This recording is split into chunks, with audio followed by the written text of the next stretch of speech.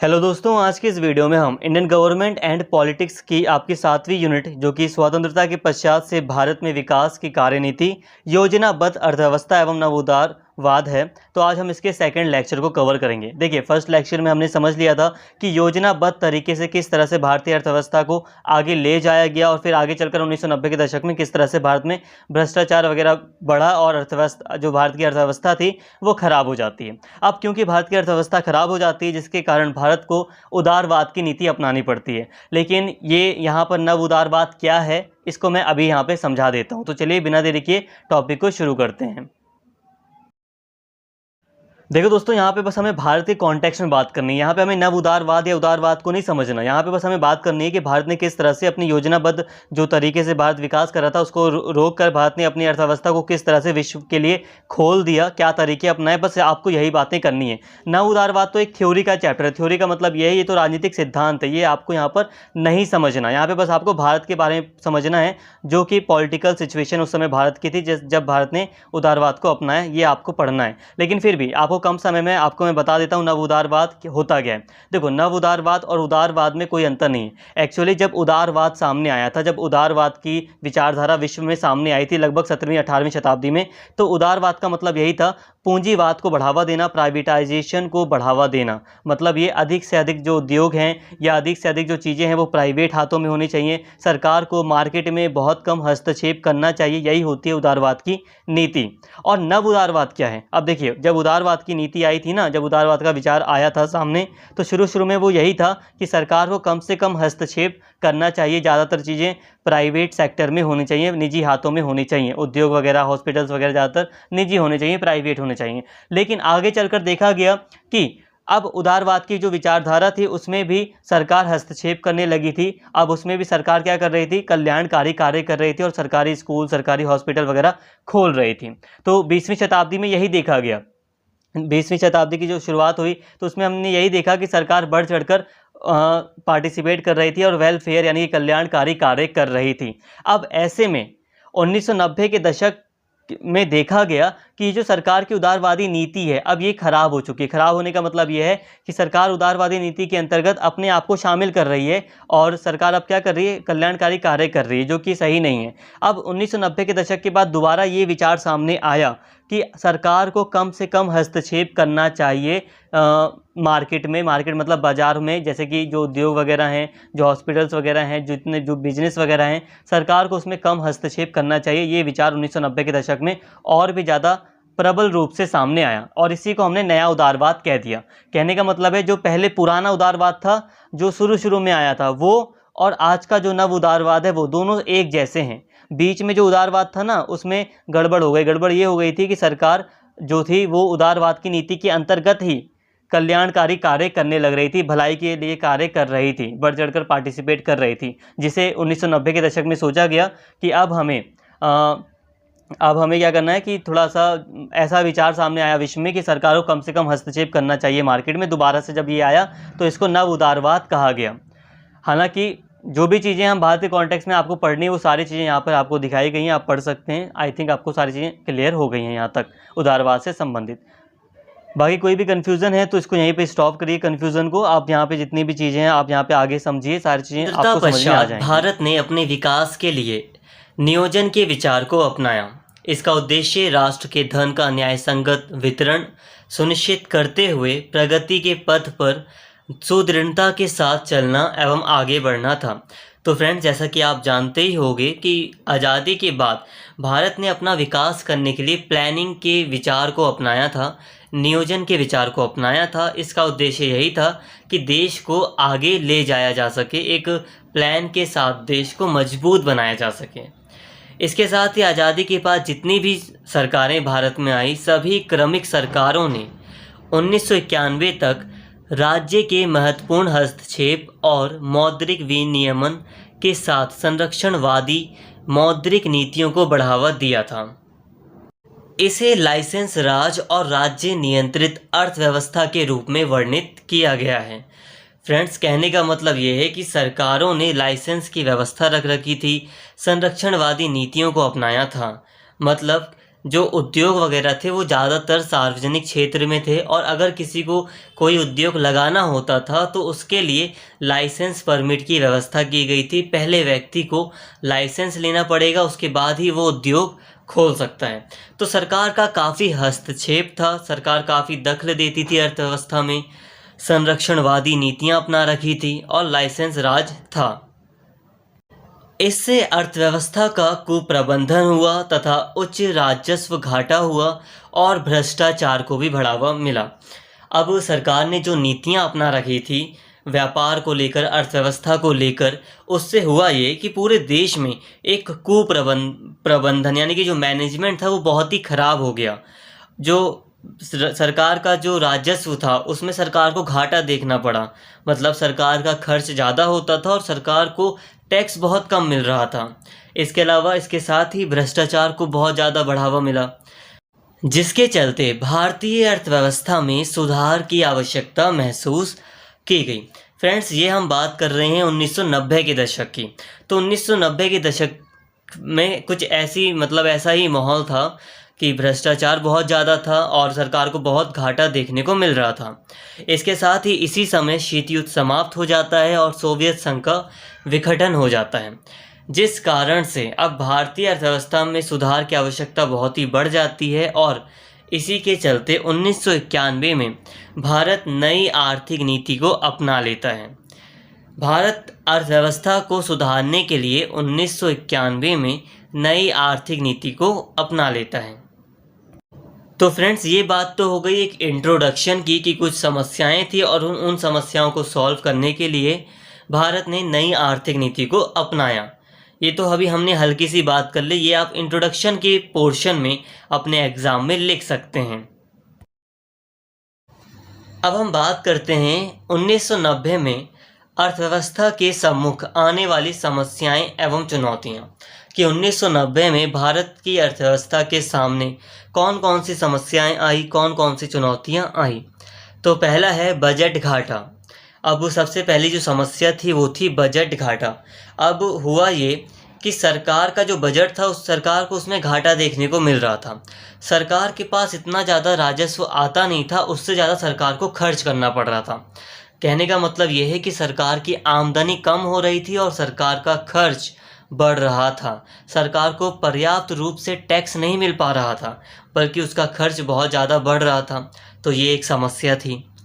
इसके अलावा उच्च ऋण सेवा दरों एवं श्रुति रिपोर्टिंग दरों के साथ भारी विदेशी ऋण ने देश की क्रेडिट रेटिंग में गिरावट और गंभीर चुकौती समस्याओं को जन्म दिया। देखिए, पहले क्रेडिट रेटिंग का मतलब समझ लेते हैं। हर देश या कंपनी का अपना एक क्रेडिट रेटिंग होता है। इसका मतलब होता है कि उस देश के अंदर कितनी क्षमता है कि वो अपने लोन को या अपने ऋण को चुका पाएगा।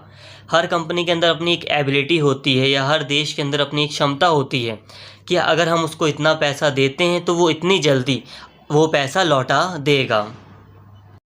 इसी के चलते सभी देशों अथवा कंपनी वगैरह को क्रेडिट रेटिंग दिया जाता है। अब देश में विदेशी ऋण ज़्यादा होने के कारण या जो ब्याज दर थी उसका ज़्यादा होने के कारण देश की क्रेडिट रेटिंग में गिरावट आ गई थी। मतलब अब देश को आसानी से लोन नहीं मिल पा रहा था। देश की जो स्थिति थी विश्व बाज़ार में वो ख़राब हो चुकी थी, और अगर अब ऐसी हालत में कोई लोन देगा भी तो वो ज़्यादा ब्याज लेगा। इसके अलावा चुकौती समस्या, मतलब कि अब जो पैसा देश ने उधार लिया है दूसरे देशों से या संस्थाओं से, उसको चुकाने में कई सारी समस्याएं आ रही थी। इसके अलावा एक समस्या थी कि पूरी अर्थव्यवस्था में दक्षता का स्तर कम होने के कारण संसाधनों की बहुत बर्बादी हो रही थी। दक्षता मतलब होता है एफिशिएंटी, कि आप अपने काम को करने में कितने सक्षम हैं। तो पूरी अर्थव्यवस्था में दक्षता की कमी थी, एफिशिएंसी की कमी थी, जिसके कारण संसाधनों की बर्बादी हो रही थी। इसके अलावा औद्योगिक क्षेत्र में मंदी, कृषि उत्पादन का ठहराव और पूरी अर्थव्यवस्था में खराब विकास की संभावनाएं गंभीर मुद्रास्फीति समस्याओं के साथ संयुक्त रूप से जुड़ी हुई थी। मतलब मुद्रास्फीति समस्या भी भारत को फेस करनी पड़ रही थी। इसके अलावा 1991 की हम बात कर रहे हैं तो भुगतान संतुलन की स्थिति बहुत तेज़ी से खराब हुई, जिससे विदेशी मुद्रा भंडार निम्न स्तर तक गिर गया था। अब देखिए दोस्तों, समस्या ये हो गई कि जो भुगतान संतुलन था वो बिगड़ गया, मतलब सरकार के पास पैसे की कमी हो गई, जो विदेशी मुद्रा थी उसकी बहुत ज़्यादा कमी हो गई। देखिए, अगर भारत को विदेशियों से कुछ खरीदना होता है तो भारत क्या करता है कि पहले विदेशी मुद्रा का यूज़ करता है। अपने देश की करेंसी देने से पहले अगर भारत के पास विदेशी मुद्रा है तो वो उसी को देकर बाहर से दूसरे देशों से सामान खरीदता है। अब समस्या ये हो गई कि विदेशी मुद्रा ही ख़त्म हो गई और कई सारे सामान तो ऐसे हैं जो विदेशी मुद्रा यानी कि यूएस डॉलर से ही खरीदे जाते हैं। तो जब विदेशी मुद्रा की कमी हो गई देश में तो एक बहुत बड़ा संकट आ गया। कई सारी चीज़ें बाहर से देशों से आयात भी की जाती थी, जैसे कि तेल वगैरह, जो पेट्रोलियम वगैरह होता है, आयात किया जाता है। तो उसके लिए विदेशी मुद्रा की आवश्यकता थी, जो कि बहुत ज़्यादा मतलब जिसकी बहुत ज़्यादा कमी हो गई थी देश में। इसके साथ ही अब जब केंद्र सरकार बजट बनाती थी ना, तो ये नहीं देखती थी कि हमें अपने जीडीपी को इतना ऊंचा रखना है, हमें ये तरक्की करनी है, वो तरक्की। अब हालत ये हो गई थी कि सरकार कोशिश करती थी कि अब हम ब्याज को कैसे चुकाएं। मतलब केंद्र सरकार के बजट में ब्याज भुगतान लक्ष्य बन गया। अब ब्याज को किस तरह से चुकाया जाए, जो इंटरेस्ट है उसको किस तरह से चुकाया जाए, ये लक्ष्य सरकार का बन गया, जो कि किसी भी देश के लिए बहुत ही ख़राब बात है कि वो ब्याज चुकाने के लिए अपना बजट तैयार कर रहे हैं कि हमारे पास इतना पैसा आ जाए कि कम से कम हम ब्याज को चुका सकें। तो इससे आप समझ सकते हैं कि कितनी बड़ी समस्याएं उस समय पैदा हो गई थीं। इसके अलावा अगर हम सोवियत संघ की बात करें तो वैसे सोवियत संघ का विघटन ही हो गया था, बट उससे 2-4 साल पहले की अगर हम बात करें तो सोवियत संघ की अपनी घरेलू मांग थी। इसके अलावा अमेरिका की अपनी घरेलू खर्च में वृद्धि हुई थी, जिस कारण से सोवियत संघ और संयुक्त राज्य अमेरिका से कई सारे गरीब देशों को कोई सहायता नहीं मिल पा रही थी। इस कारण से भी देश मजबूर हो गए कि वो अपनी अर्थव्यवस्था को सुधारें। इसके अलावा विश्व में पुराने दृष्टिकोण के पतन और वैश्विक बाजारों के उदय के बाद भारत के पास आर्थिक नीति सुधारों को शुरू करने के अलावा कोई विकल्प नहीं था। तो फ्रेंड्स, 1990 में ये सारी की सारी समस्याएं भारत को फेस करनी पड़ रही थीं और ये इन्हीं समस्याओं का नतीजा था कि भारत ने नई आर्थिक नीति को अपनाया।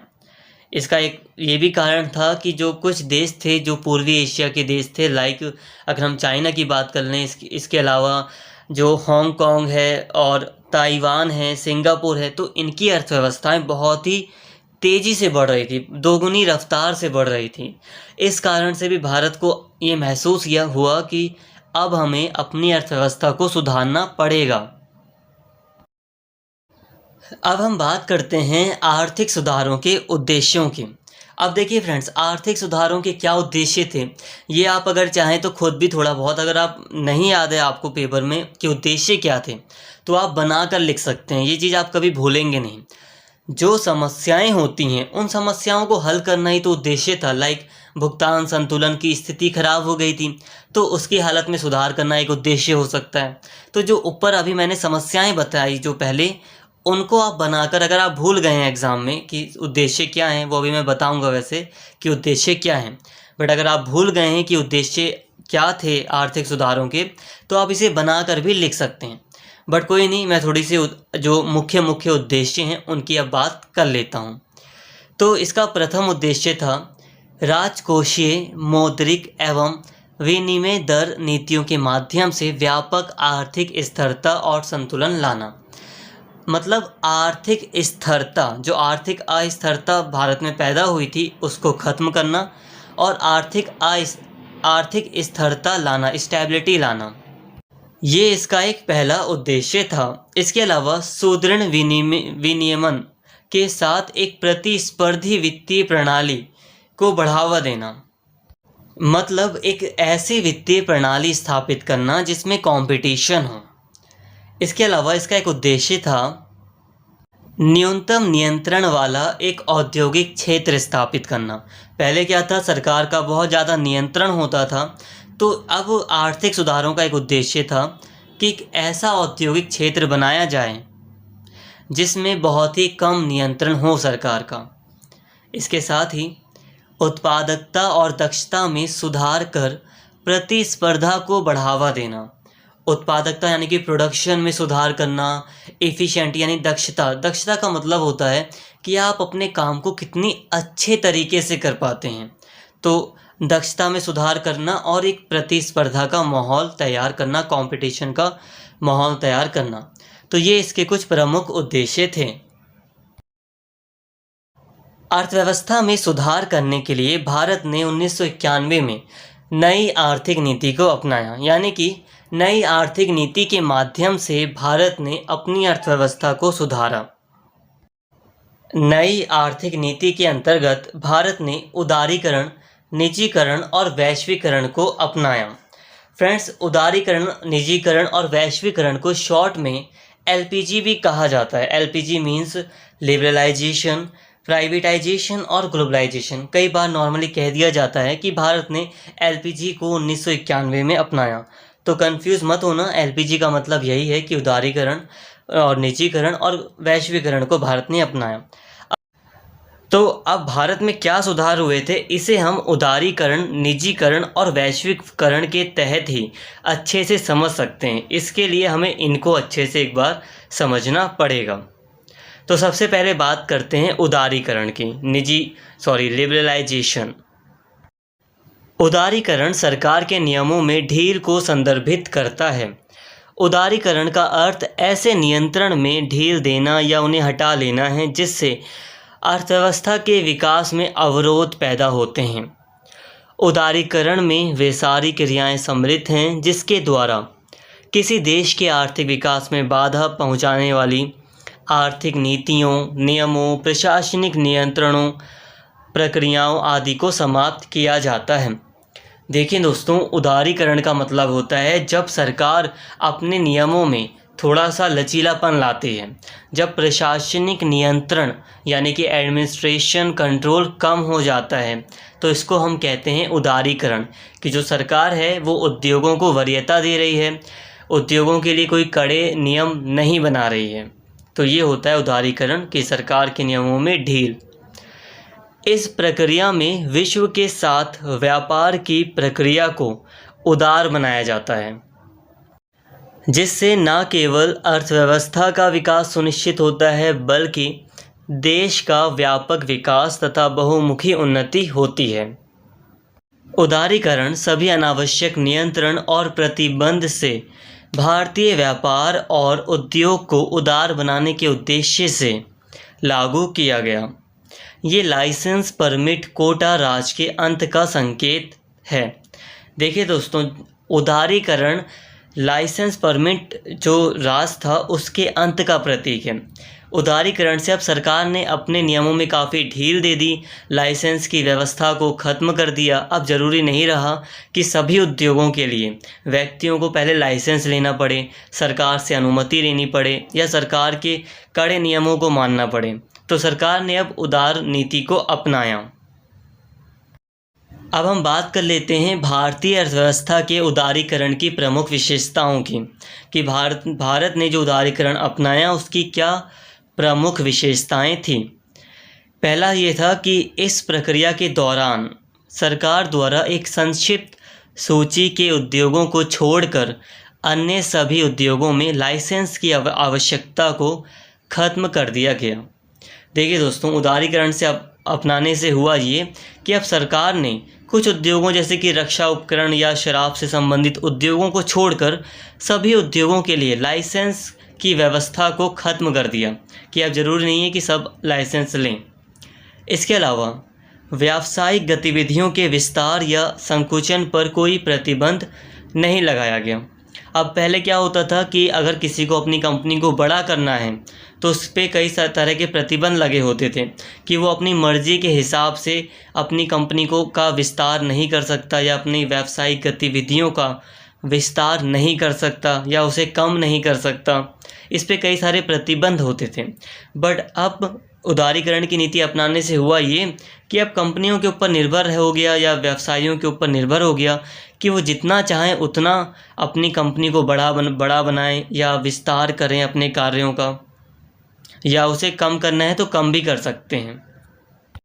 इसके अलावा वस्तुओं और सेवाओं की आवाजाही पर प्रतिबंध को हटाने, वस्तुओं और सेवाओं की कीमतों को तय करने में स्वतंत्रता प्रदान कर दी गई। तो जो प्रतिबंध लगे रहते थे वस्तुओं के आने ले जाने पर, तो इसको भी हटा दिया गया प्रतिबंध को।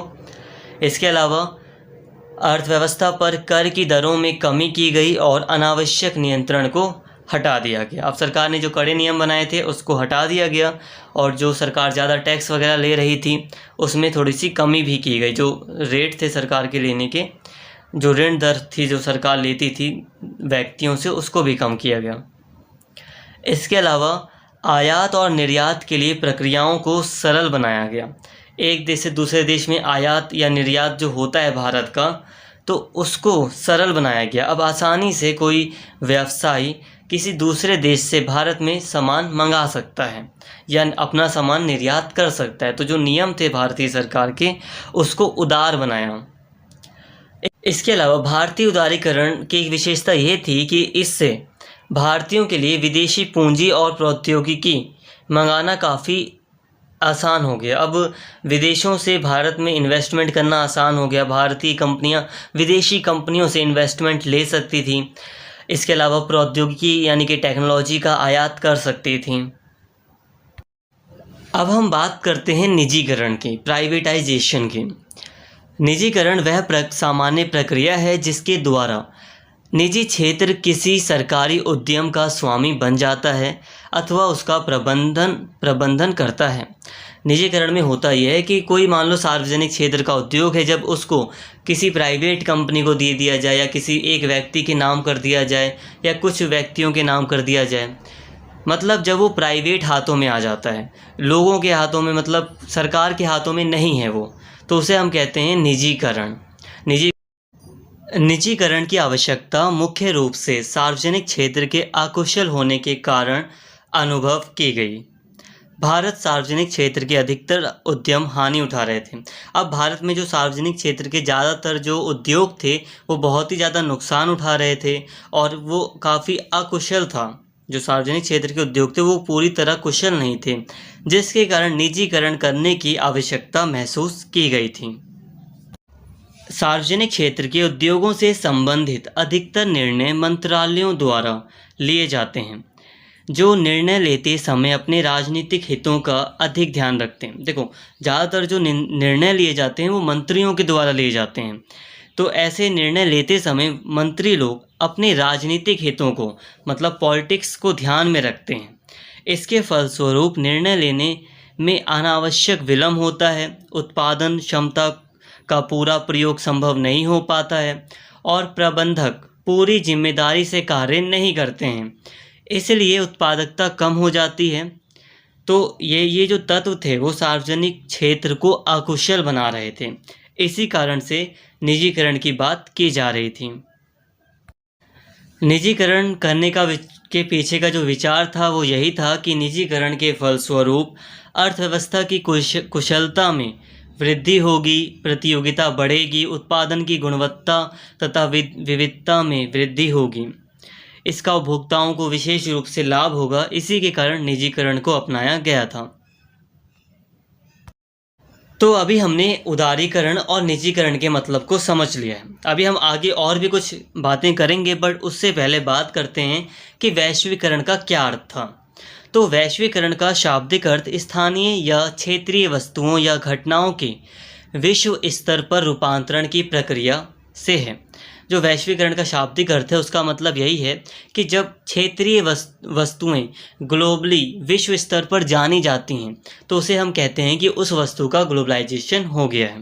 ग्लोबलाइजेशन के अंतर्गत हम किसी और देश की वस्तु को किसी और देश में देख सकते हैं। लाइक अमेरिका की कई सारी चीज़ों को हम भारत में यूज़ करते हैं या भारत में उसका प्रयोग करते हैं। भारत की कई सारी चीज़ों का हम किसी दूसरे देश में उपयोग देख सकते हैं। तो ये होता है वैश्वीकरण। इसे एक ऐसी प्रक्रिया का वर्णन करने के लिए भी प्रयुक्त किया जाता है जिसके द्वारा पूरे विश्व के लोग मिलकर एक समाज बनाते हैं तथा एक साथ कार्य करते हैं, यह वसुधैव कुटुंबकम का प्रतीक है। फ्रेंड्स, वैश्वीकरण का मतलब है कि ग्लोबलाइज होना। तो कोई भी वस्तु है या कोई भी चीज़ जब ग्लोबलाइज्ड हो जाती है तो उसको हम कहते हैं कि उसका वैश्वीकरण हुआ है। यह प्रक्रिया आर्थिक, तकनीकी, सामाजिक और राजनीतिक ताकतों का एक संयोजन है। हमने पहले भी पढ़ रखा है कि जो वैश्वीकरण होता है वो आर्थिक भी होता है, तकनीकी भी होता है, सामाजिक भी होता है और राजनीतिक भी होता है। वैश्वीकरण का उपयोग अक्सर आर्थिक वैश्वीकरण के संदर्भ में किया जाता है।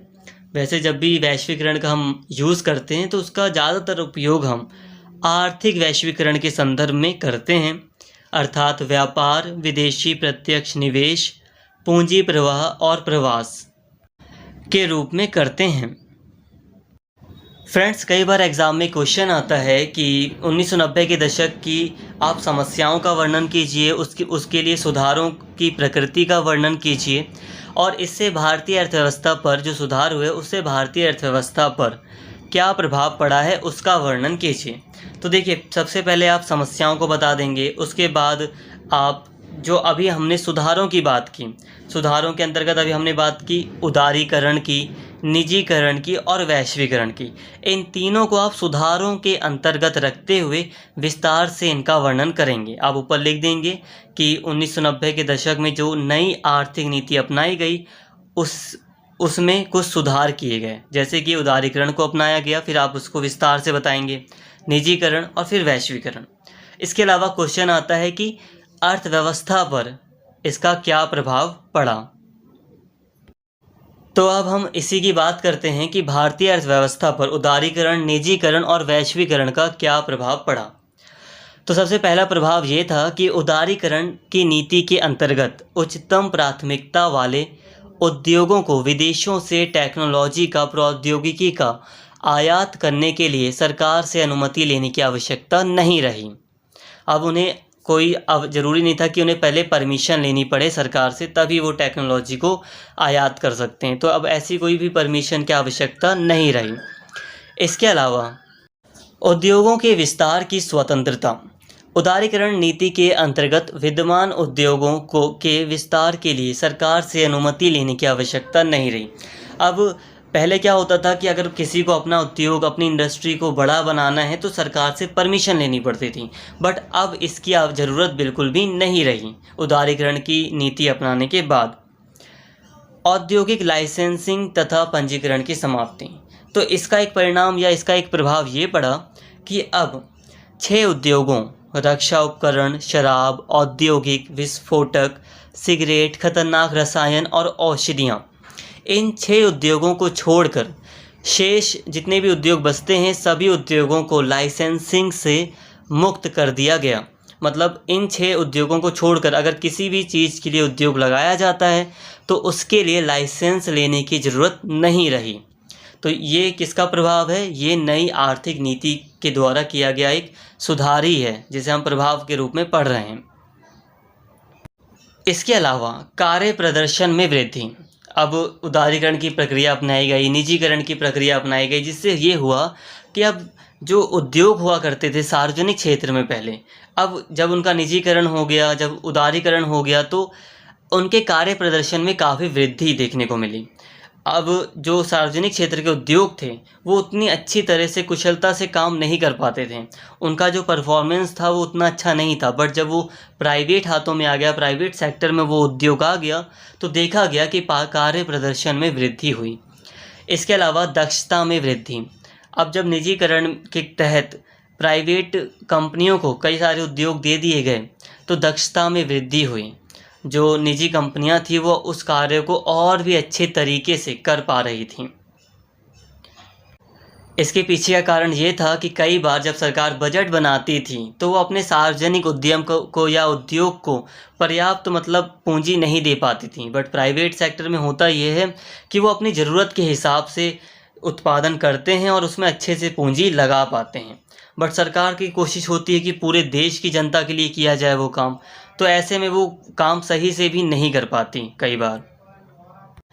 इसके अलावा भ्रष्टाचार पर रोक भी लगी। अब पहले जब सरकार के नियंत्रण में सारी चीज़ें थी, तो जो ब्यूरोक्रेट्स थे, जो बड़े ऑफिसर्स हुआ करते थे, अधिकारी वगैरह, इनके बीच भ्रष्टाचार बहुत ज़्यादा था। हर आदमी मतलब भ्रष्टाचार कर रहा था। बट जब वो चीज़ प्राइवेट सेक्टर में आ गई, तो प्राइवेट सेक्टर में कंपनी का मेन उद्देश्य होता है मुनाफा कमाना, जिसके तहत वो काफ़ी अच्छे से निगरानी रखती है अपने कर्मचारियों के ऊपर। तो इसमें ऐसे में भ्रष्टाचार पर भी, जो सरकार के अंदर भ्रष्टाचार हो रहा था, उस पर भी काफ़ी रोक लगी।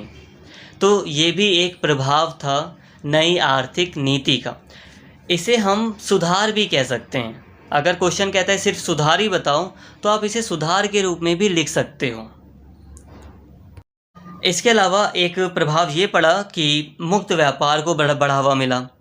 मुक्त व्यापार का मतलब होता है, पहले जब कहीं से कोई कहीं से विदेशों से कोई माल आता था, तो उसके ऊपर काफ़ी टैक्स लगाया जाता था, या विदेशों में अपना माल भेजना है तब भी उसके ऊपर टैक्स लगाया जाता था। इतना आसान नहीं था, कई सारे प्रतिबंध थे कि आप उस देश से सामान नहीं आयात कर सकते।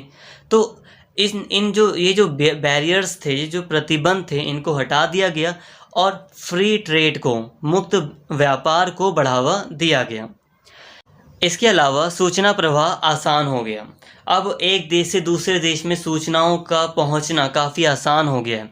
सूचना प्रौद्योगिकी में काफ़ी क्रांति देखने को मिली। अब वैश्वीकरण की नीति को भी भारत ने अपना लिया था, एक विचार को अपना लिया था, जिसके तहत एक देश से दूसरे देश में जो सूचना का प्रवाह था, स्पेशली भारत से किसी देश में सूचना का प्रवाह, वो काफ़ी बढ़ गया। दूसरे देशों की सूचनाएं भारत में काफ़ी आसानी से आने लगी। सूचना प्रवाह का मतलब ये भी है कि किसी चीज़, कोई टेक्नोलॉजी है तो वो भी इसमें शामिल है। इसके अलावा अंतर्राष्ट्रीय सांस्कृतिक विनिमय, भारत की संस्कृति का विदेशों में प्रसार हुआ और विदेशों की संस्कृति का भारत में फैलाव हुआ। मतलब मल्टीकल्चरलिज्म देखने को मिला, बहुसांस्कृतिकवाद देखने को मिला। तो ये भी एक प्रभाव था वैश्वीकरण, उदारीकरण और निजीकरण का। तो नई आर्थिक नीति के तहत ये प्रभाव अर्थव्यवस्था के ऊपर पड़े थे। फ्रेंड्स, अगर आपसे वो क्वेश्चन करता है कि सिर्फ सुधार बताइए, तो इन प्रभावों को आप सुधार के रूप में भी बनाकर कर सकते हैं। बाकी आपको करना यही है कि इंट्रोडक्शन में आप प्रॉब्लम्स को बताएंगे, और जो भी बातें मैंने आपको बताई इंट्रोडक्शन के रूप में, वो आप स्टार्टिंग में बता देंगे। उसके बाद समस्याओं को अच्छे से बताएंगे। उसके बाद ये जो सुधार हुए, उदारीकरण, निजीकरण और वैश्वीकरण, इन तीनों को विस्तार से बताते हुए इनके प्रभाव को बता देंगे सुधारों के रूप में। तो इससे आपका पूरा का पूरा क्वेश्चन जो भी आएगा इस चैप्टर से बन के, वो अच्छी तरह तैयार हो जाएगा। आई होप फ्रेंड्स आज की ये वीडियो आपको अच्छी लगी हो। अगर आपको वीडियो पसंद आई हो तो प्लीज़ चैनल को सब्सक्राइब कर लें और इस वीडियो को ज़्यादा से ज़्यादा शेयर करें और लाइक करें। Thank you.